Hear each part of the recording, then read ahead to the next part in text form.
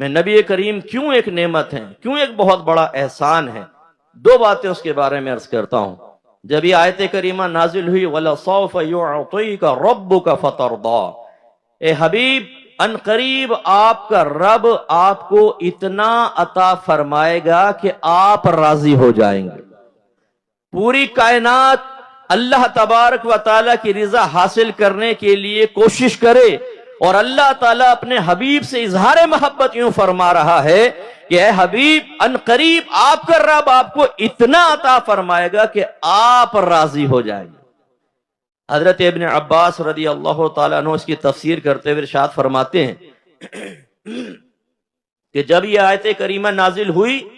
تو نبی کریم صلی اللہ علیہ وسلم نے اللہ کی بارگاہ میں عرض کی، یا رب کریم اگر یہی بات ہے تو میں اس وقت تک راضی نہ ہوں گا جب تک میری ساری امت داخل جنت نہ ہو جائے۔ ہم لفنگے ہیں، شرابی ہیں، ہم میں زانی بھی ہیں، بے نمازی بھی ہیں، نبی کریم صلی اللہ علیہ وسلم کی اطاعت سے منہ پھیرنے والے بھی ہیں، ماں باپ کے سینے پر چڑھ کر انہیں ان کی کمزوریوں کا احساس دلانے والے بھی ہیں۔ ایسے ٹارزن بھی ہو سکتا ہے یہاں پر بھی بیٹھے ہوں جو بیوی کے منہ پر تماچا مار کر اپنے حاکمیت کے احساس کی وجہ سے اسے اپنے بچوں اور اپنے گھر والوں کے سامنے ذلیل کر رہے ہوں۔ ہر طرح کے ہم گناہگار، لیکن میرے آقا یہ فرما رہے ہیں یہ چونکہ میری امت ہے، اے اللہ میں اس وقت راضی نہ ہوں گا جب تک میری ساری امت داخل جنت نہ ہو جائے۔ کسی نے پوچھا یا رسول اللہ میں میدان محشر میں جب پہنچوں گا تو آپ کو کہاں تلاش کروں؟ اتنا مجمع، اولین آخرین جمع ہوں گے، آدم علیہ السلام سے لے کر قیامت تک ارب خربوں اربوں خربوں پبلک ہوگی، جانور سارے وہاں ہوں گے، جنات ہوں گے، ایک مجمع کثیر، میں آپ کو کہاں تلاش کروں؟ فرمایا میزان پر آ جانا جہاں لوگوں کے اعمال تل رہے ہوں۔ عرض کی اگر وہاں نہ پاؤں تو فرمایا پل صراط پر آنا۔ عرض کی اگر وہاں نہ پاؤں تو فرمایا حوض کوثر پر آ جانا۔ عرض کی اگر وہاں نہ پاؤں تو فرمایا ان تین مقام میں سے کسی ایک مقام پر میں ضرور ہوں گا۔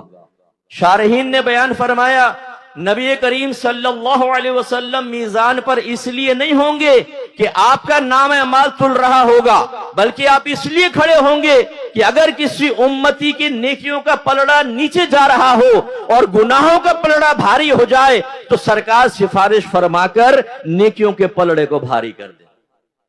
میں پل صراط پر اس لیے سرکار کھڑے ہوں گے کہ جب کوئی امتی لڑکھڑا کر گرنے لگے گا تو رحمت کونین صلی اللہ علیہ وسلم اللہ تبارک و تعالیٰ کے عطا کردہ منصب کے تحت اس کا ہاتھ پکڑ کر اسے پار کروا دیں گے۔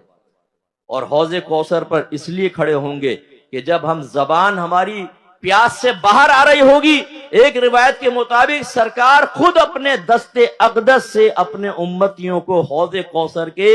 جام بھر بھر کر پلا رہے ہوں گے۔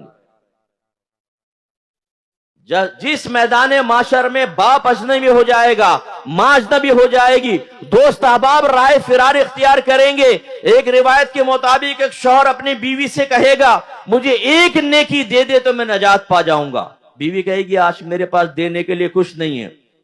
شوہر اسے اپنے احسان یاد دلائے گا جو میں اپنے الفاظ میں کہوں، کیا بنگلہ نہ دیا تھا، گاڑی نہیں دی تھی،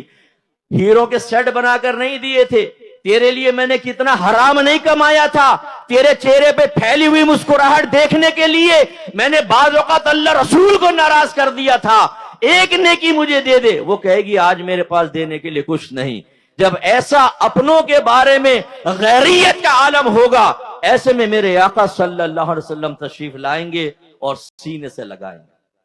تو اس لیے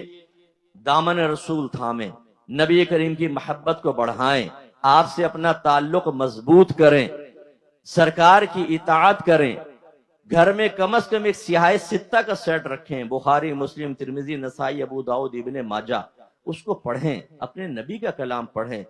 ایک کم از کم سیرت کی کتاب اپنے گھر میں رکھیں، سرکار کی پیدائش سے لے کر اور وفات تک کے تمام واقعات کو بار بار پڑھیں اور سرکار کی سیرت کو اپنائیں۔ میرے لیے بھی دعا کریں اللہ مجھے عمل کی توفیق عطا فرمائے، میں آپ کے لیے بھی دعا گو ہوں۔ انشاءاللہ ہم قرآن و حدیث کا فیض حاصل کر کے سیرت مصطفیٰ سے فیض یاب ہوں گے، دنیا میں بھی عزت پائیں گے اور آخرت میں بھی فلاح ہمارا انتظار کر رہی ہوگی۔ وآخر دعوانا ان الحمد للہ.